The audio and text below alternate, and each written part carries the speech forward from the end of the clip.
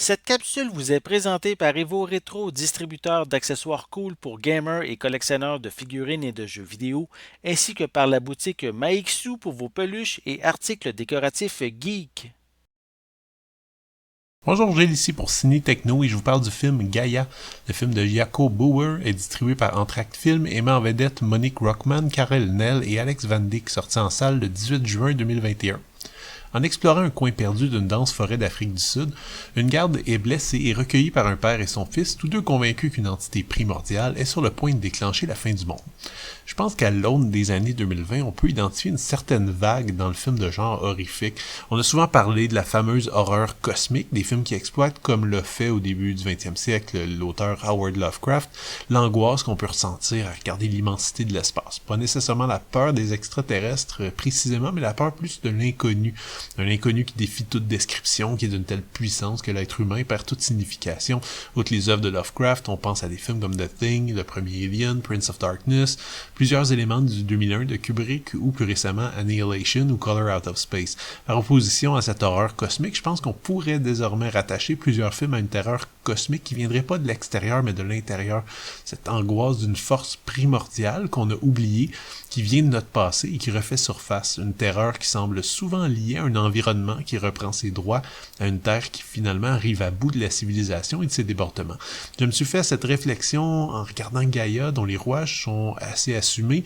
Le film de Jaco Bauer m'a beaucoup fait penser à d'autres films récents, notamment The Apostle de Gareth Evans, Midsommar, et même il y a quelques semaines à In the Earth de Ben Whitley. Il n'y a rien de cosmique dans ces films d'horreur. On y retrouve un petit peu cette même sensation terrible de perdre tout point de repère, de voir tous ces lieux familiers disparaître un après l'autre, non pas pour nourrir une force de l'espace, mais pour retourner à la Terre, à une nature froide, intransigeante, incompréhensible, païenne. Alors qu'In the Earth était beaucoup plus psychédélique et abstrait, le Gaia de Jaco Bauer est très clair et transparent. L'antagoniste principal, un survivaliste devenu barbare par la force des choses, passe son temps à décrire en détail sa vision de la nature, son contraste face à une humanité devenue parasitique et qu'il conviendrait d'éliminer.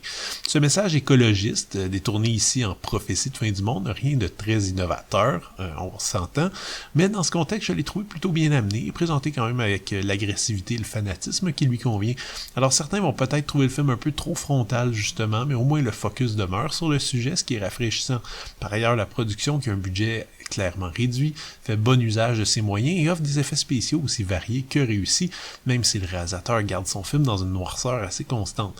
Un petit avertissement, les premières minutes du film, je les ai trouvées assez terribles. Les dialogues entre les deux gardes forestiers sonnent très creux et pour peu, j'aurais cru un vieux jeu de PC en FMV des années 90. Heureusement, la qualité remonte très vite, les décors sont bien exploités et les images souvent surprenantes. C'est pas non plus un grand film, le scénario a peut-être des ambitions légèrement plus élevées que la moyenne, mais on reste dans la série B standard, même si elle est bien faite. Le climat onirique m'a charmé, mais je connais beaucoup de personnes qui vont décrocher, d'autant plus que les effets sont extrêmement répétitifs. J'évite par exemple arrêter de compter le nombre de fois où l'héroïne se réveille en sursaut après avoir eu une vision d'épouvante. Si vous appréciez les ambiances sombres et sales, les films au climat apocalyptique qui surfent justement sur l'angoisse écologique du moment, je vous conseille de jeter un coup d'œil à Gaia. L'œuvre est imparfaite, ne tient pas toutes ses promesses, mais l'atmosphère poisseuse est bien rendue et devrait vous faire passer un agréable moment pour peu que vous aimiez évidemment ce genre de film. C'était Gilles, merci, bon visionnement.